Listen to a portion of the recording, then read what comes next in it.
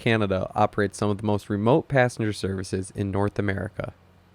The Sudbury to White River train is no exception. Operating with historic Bud RDC cars, this train runs from Sudbury, Ontario to White River, Ontario. On June 11, 2024, we are on hand for the westbound departure of Train 185, the Sudbury to White River train. Leading our train west is RDC2 number 6219. This car was built in 1958. The middle car of our consist was RDC1 number 6105. This is the oldest car in our train today, as it was built in 1955. The third car in our consist was RDC4 number 6250. This is a baggage car and will lead the train east tomorrow. Before we departed, we took a quick look at the Sudbury Via Rail station. This station was originally built for the Canadian Pacific and served as a station on the original transcontinental route. Once home to multiple trains per day, now the station is relegated to just having 6 RDC stops per week. The train goes west Tuesday, Thursday, and Saturday, and arrives eastbound Wednesday, Friday, and Sunday.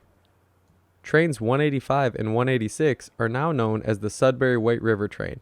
However, they used to be known as the Lake Superior. With our look at the station and waiting area complete, it would be time to head outside and get ready to board the train.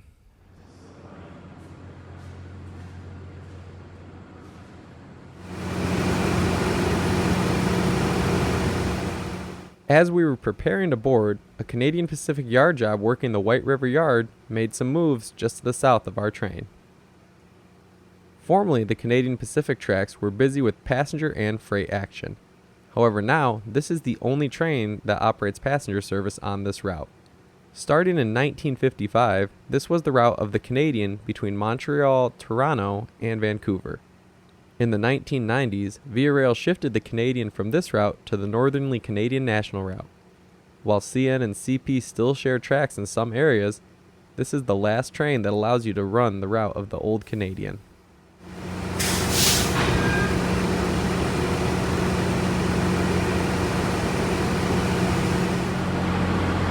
After watching the yard job briefly, it's time to get on board and depart westbound.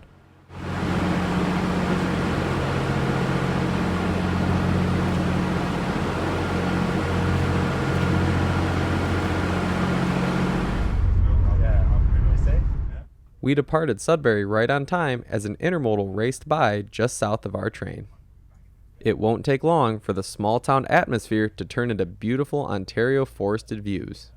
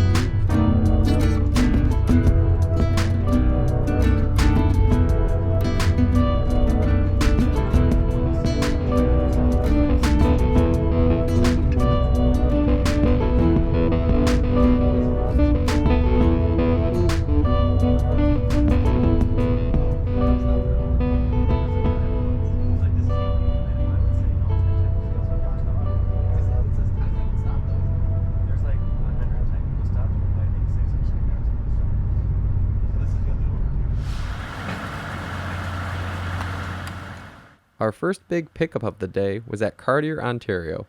Here, we were picking up a group of outdoorsmen who will be taking canoes and fishing gear further into the woods. This is a very unique aspect of Via Rail's remote services.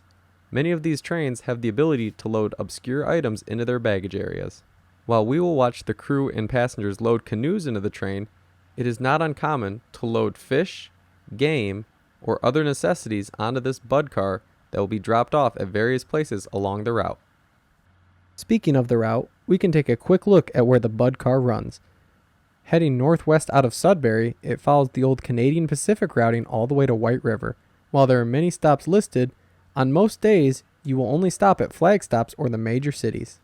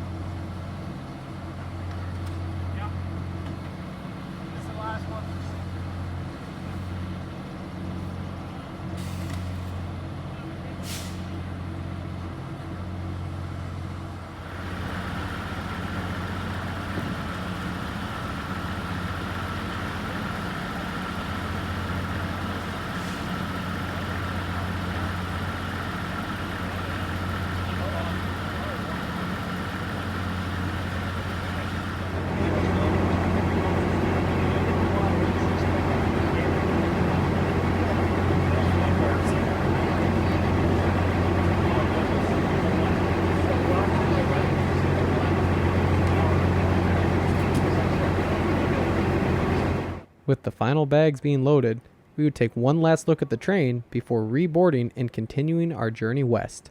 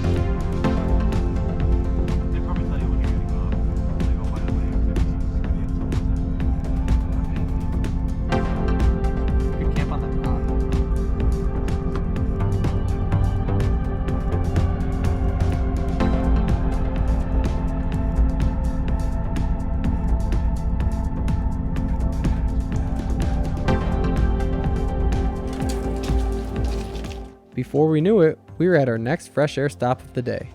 Here, we would unload the campers and canoers that we had previously watched load their canoes. We've only come up the line about an hour, but that's enough for them to be in the deep wilderness.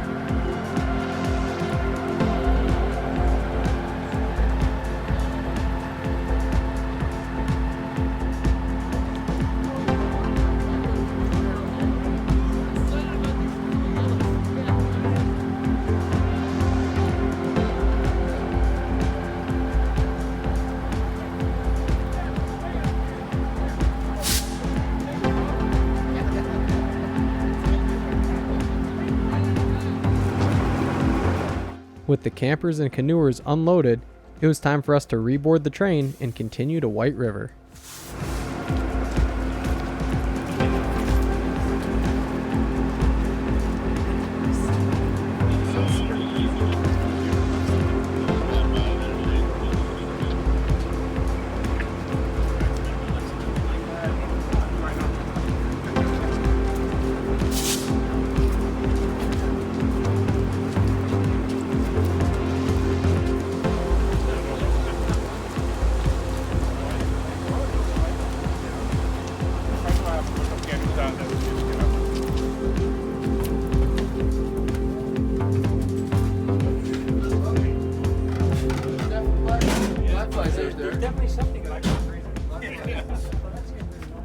Back on board, we'll take a look around Via Rail 6219, a Bud-built RDC-2. Starting on the forward end of the car, we look at the engineer's area as well as the restroom.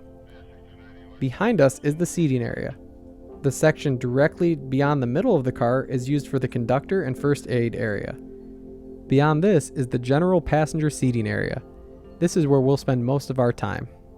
Like most Via Rail rolling stock, these RDC cars have been rebuilt multiple times throughout their life cycle. One of the main differences with the Via Rail RDCs is that they blanked off one of the cab ends. That means that while the cars still go forward and backwards, they can only be controlled from one end of the car.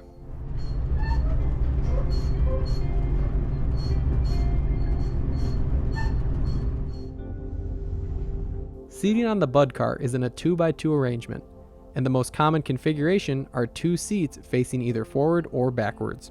These have been updated somewhat recently and include leather, a polka dot pattern, and either red, tan, or blue headrest covers. Another arrangement for these seats are 4 facing. In our car, the 2 most middle sets were facing each other, allowing for a group of 4 or even 8 to sit in relative comfort.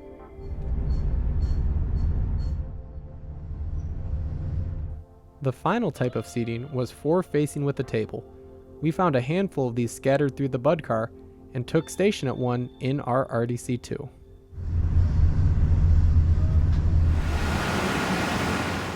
At a remote siding, we stepped out for a fresh air break and a meet with an eastbound Canadian Pacific manifest.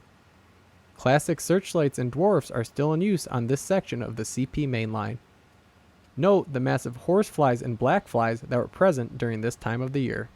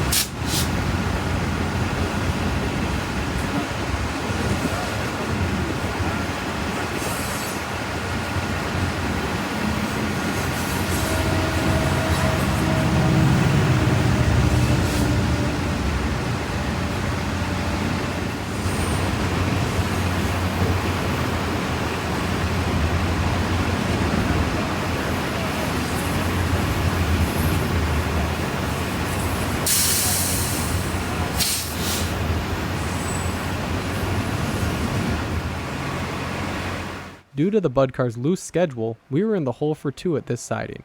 Here, an eastbound intermodal rockets past our cars.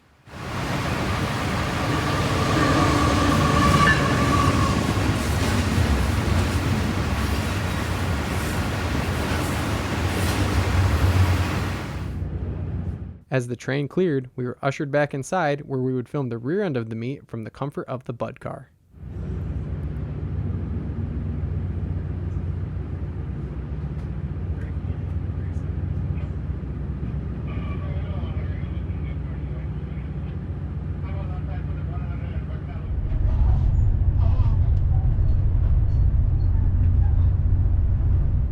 Our next stop would be Chapleau. Chapleau is by far the largest town that we would encounter between Sudbury and White River. Normally at this stop, the cars are fueled and passengers are given an extended fresh air break. However, on our trip, the fuel truck in town was broken down, so alternative arrangements would be figured out. As we arrive, take note of the historic Canadian Pacific steam locomotive and caboose that are on display near the depot.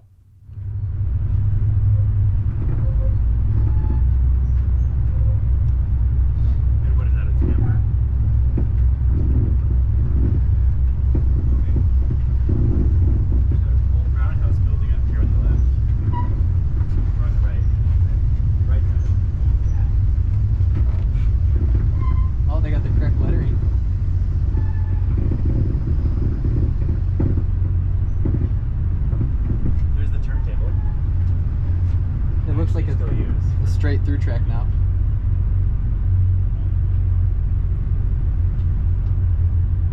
Normally we'd stop back here to fuel, but I guess we're not.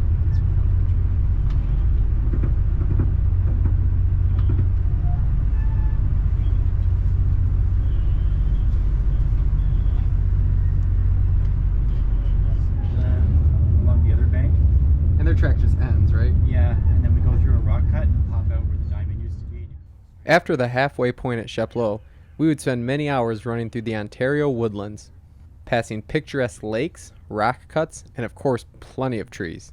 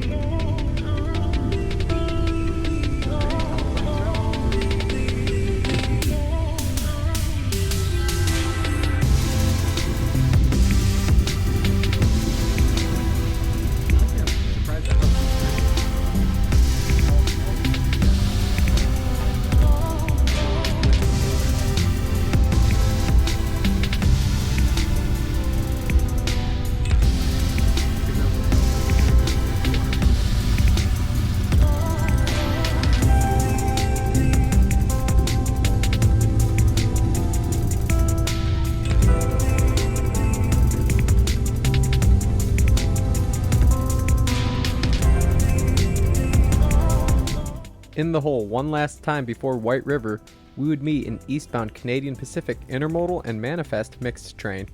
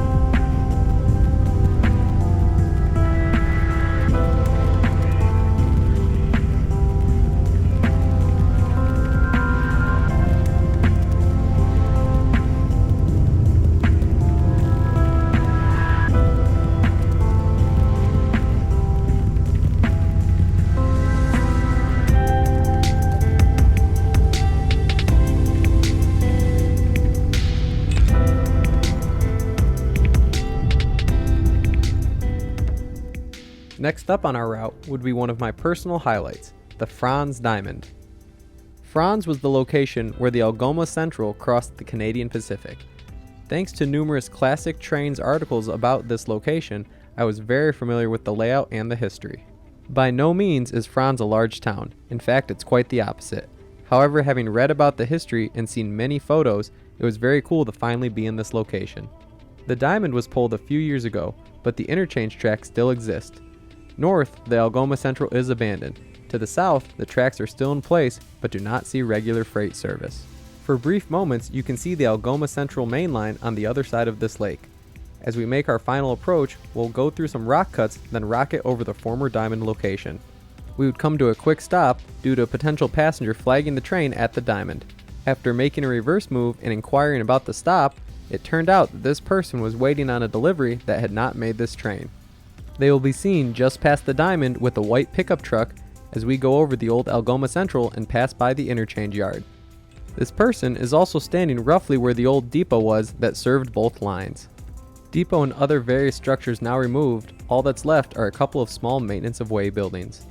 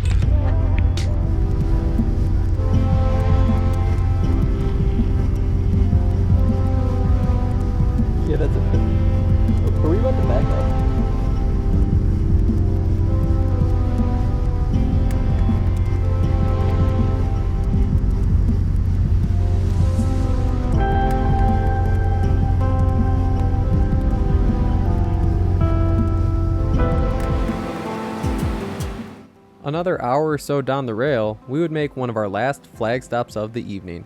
Here, we're letting off passengers for a retreat that would happen at a nearby lodge.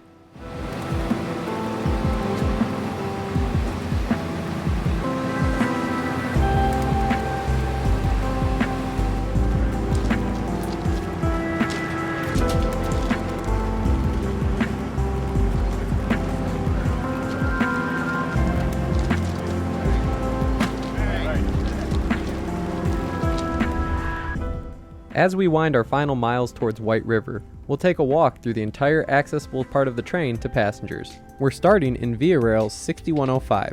an RDC1 that is in a full coach seating configuration. Both halves of this car contain coach seats for a total of about 90 seats. The car is mostly emptied out as only a few passengers are making the entire trip to White River.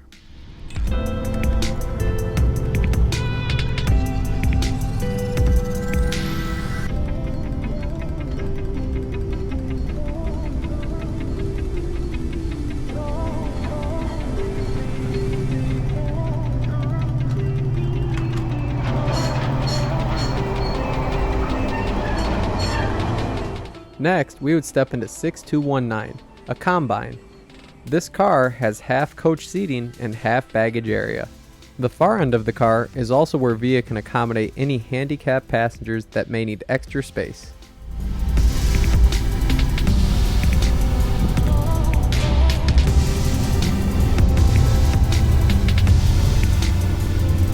The washroom in 6219 is very basic but gets the job done. The handle has been replaced with the very standard ball valve, and there's plenty of room to move around in this accessible washroom.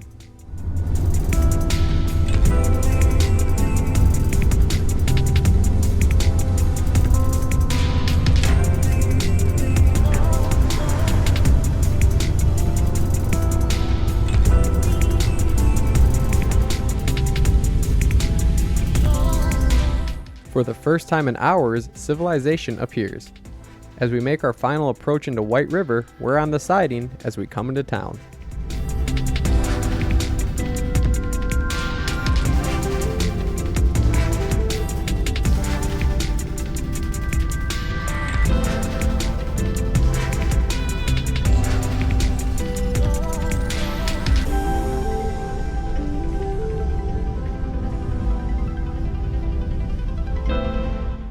Approaching the yard and station, we pass by the Canadian Pacific offices and crew house. The bunkhouses are just down the road, as this is where Canadian Pacific makes crew changes.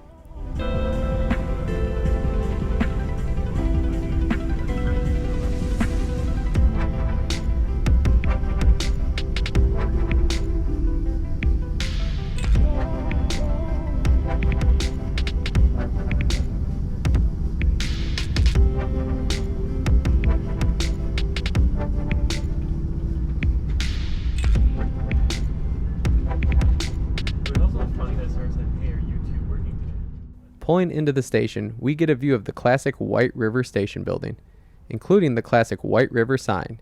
In recent years, this has moved from facing east to facing the tracks south. With only a few passengers to detrain, the crew will make quick work of running the train down to the Y for storage overnight. Or we just... Or we go...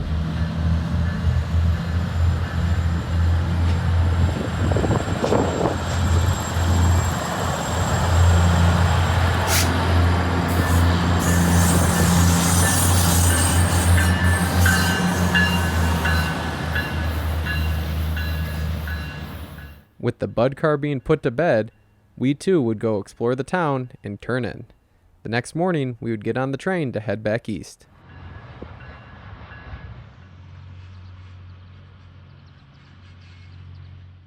Bright and early the next morning, the VIA Rail Bud car backs into the station and starts to load.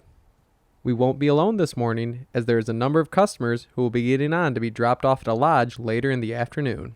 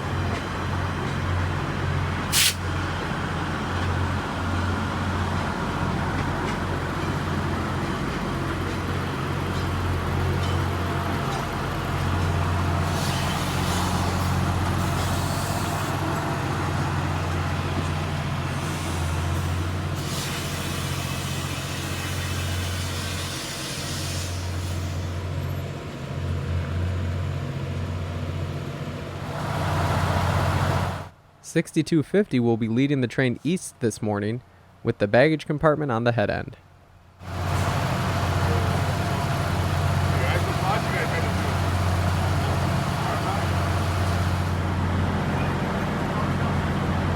As the train is loaded, we get a good look around White River for potentially the last time. This is truly one of the last classic RDC operations in the world.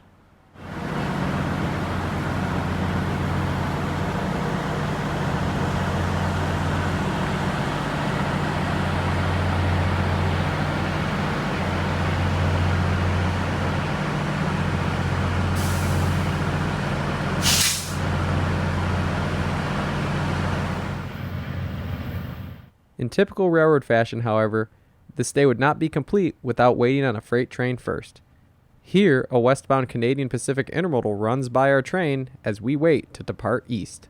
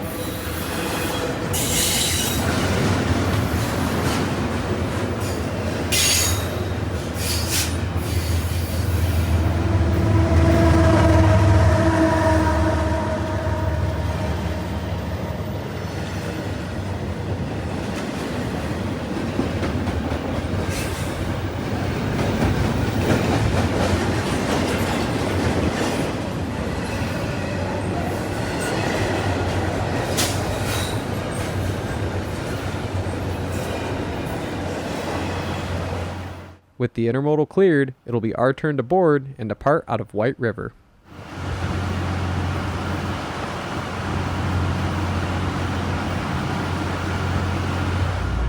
Yeah, I got it. Positioned in our same seats as yesterday, we get a view of the White River Depot as the train starts to roll out of town. Interestingly, these RDCs have decent acceleration, giving their size and light weight.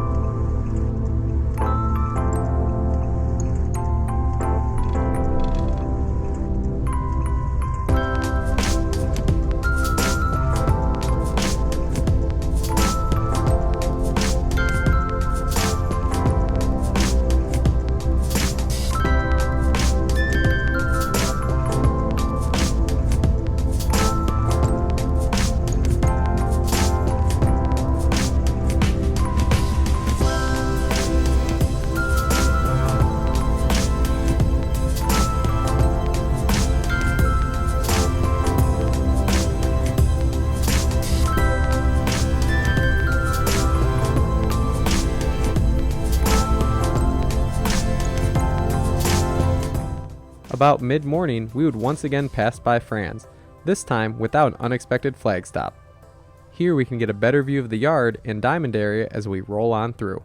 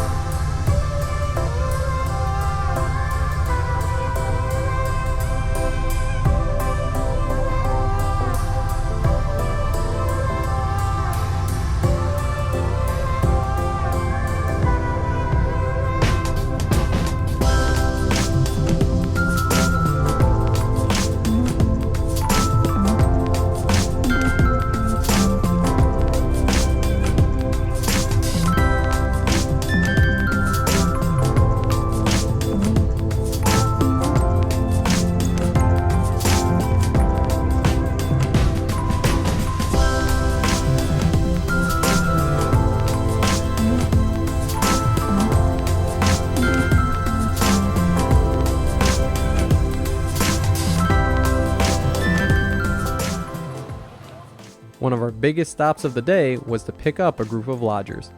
Here we can really see how bad the black flies were this time of year.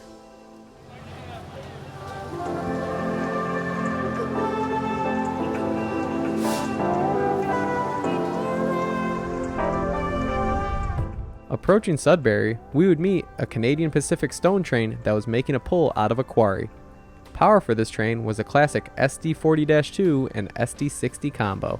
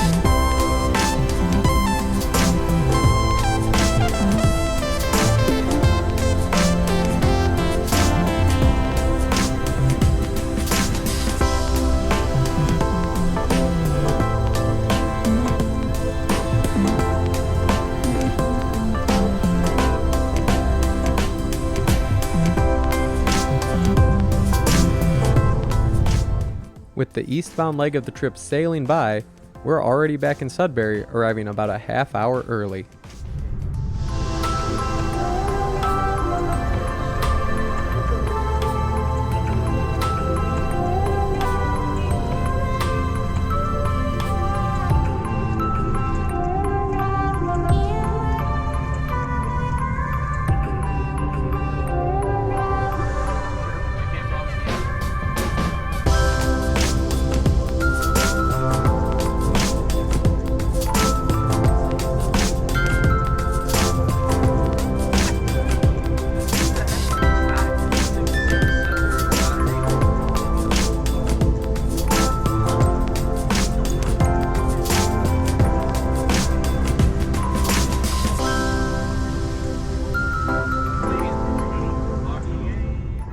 As we pull into the depot, we'll get ready to detrain and then watch the crew put the Bud car to bed.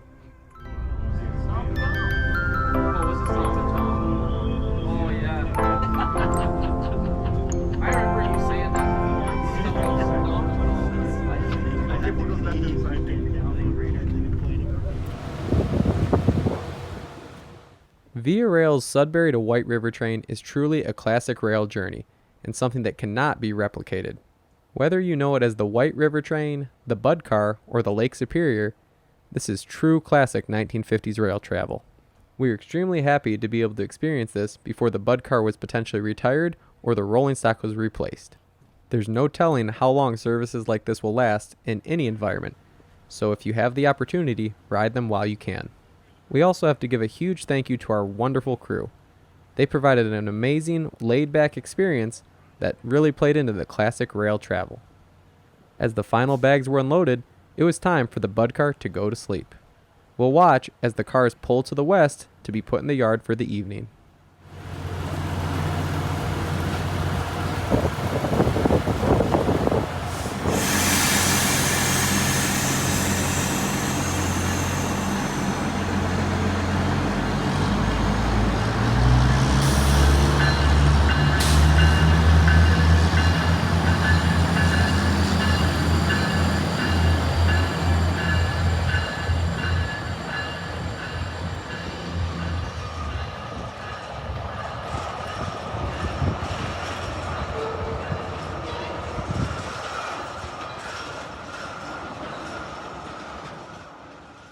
Thanks for watching. If you liked this video, do not forget to subscribe for future rail fanning and train travel videos just like this.